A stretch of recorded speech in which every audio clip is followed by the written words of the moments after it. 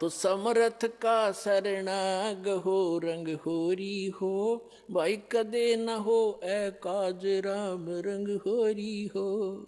समर्थ का शरणा मिल गया आपको, आपका कभी कोई हानि नहीं होगी यदि मर्यादा में रहोगे।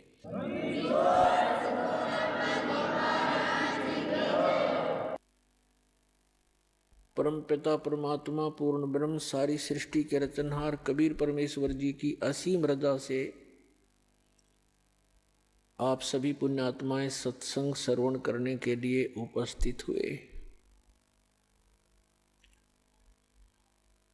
धन्य है आपके माता पिता जिनसे जन्म हुआ, और धन्य है आपका जन्म जो ऐसे समय में आपको मानव शरीर मिला। मानव शरीर प्राप्त करके प्राणी क्या करता है, उसे करना क्या चाहिए, मनुष्य जीवन का मूल उद्देश्य क्या है, इसका ज्ञान सत्संग से होता है। बहुत ही पुण्यकर्मी प्राणी को मानव शरीर प्राप्त होता है। उससे भी पुण्यकर्मी प्राणी वो है जिसके अंदर सत्संग परमात्मा की चाह है, प्रेरणा है, जिस कारण से वो कहीं ना कहीं भटक रहा है, कोई ना कोई भक्ति विधि अपनाए हुए है। और उन सब से उत्तम वो प्राणी है जिसके अंदर भक्ति की प्रेरणा है और उसको सतगुरु मिल जाता है मानव शरीर के अंदर। तो पुण्यात्मा, आप उन पुण्यकर्मी प्राणियों में से हो, उन best, good, better, best 3 quality होती है। आप उस बेस्ट क्वालिटी की पुण्यात्मा हो जो आपको ऐसे समय में मानव शरीर मिला, इस भक्ति काल में, मोक्ष काल के अंदर, मोक्ष समय है ये, मुक्त होने का ये गोल्डन चांस इसी समय होता है कलयुग के अंदर ही, और वो ये है बीचली पीढ़ी।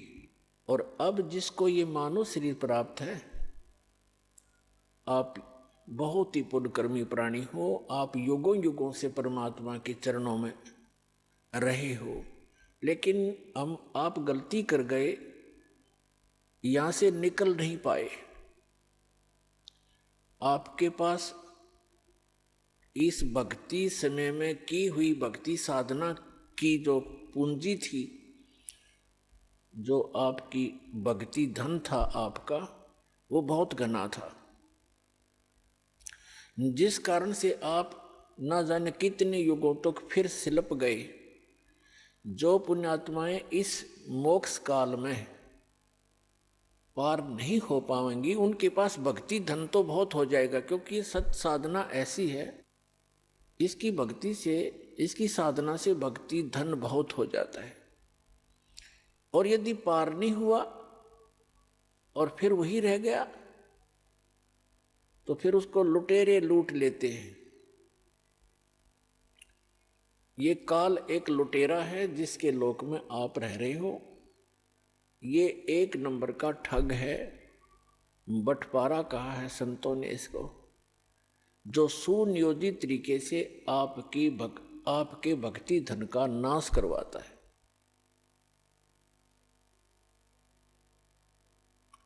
तो उससे बचने के लिए आप जी ने अब बड़ी सावधानी बरतनी है और सतलोक चलना है, अपना पीछा छुटवाना है। मनुष्य शरीर प्राप्त करके जो प्राणी भक्ति नहीं करते, तो वो अपना जीवन नाश कर जाते हैं। और जो भक्ति करते भी हैं, अंतिम श्वास तक सावधान नहीं रहते, तो वो भी बने बनाए काम को बिगाड़ लेते हैं। भक्त को अंतिम श्वास तक साधना करनी पड़ेगी, मर्यादा में रहना पड़ेगा। जैसे खेल के खिलाड़ी होते हैं, वो जहां से स्टार्ट करते हैं, यानी कोई डिस्ट्रिक्ट स्टेट से स्तर से, जिला स्तर से खेलना शुरू करते हैं, वहां भी नियम वैसे ही है, और वहां सफल होते हैं, फिर वो राज्य स्तर पर खेलते हैं, वहां भी वही नियम है, और अंतिम गेम तक उन्होंने वैसे ही मर्यादा में रहकर ही सावधानी से खेलना पड़ता है, तभी वो सफल होते।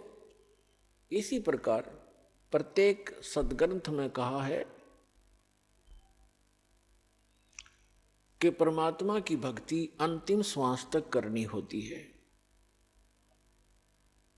परमात्मा कहते हैं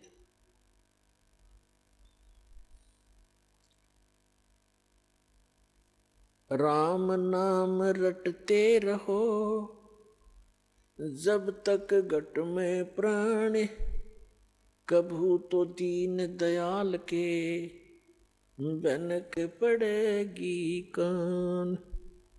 ये सूक्ष्म वेद की वाणी है जो परमात्मा अपने मुख कमल से स्वयं ही आकर के बोला करते हैं। ये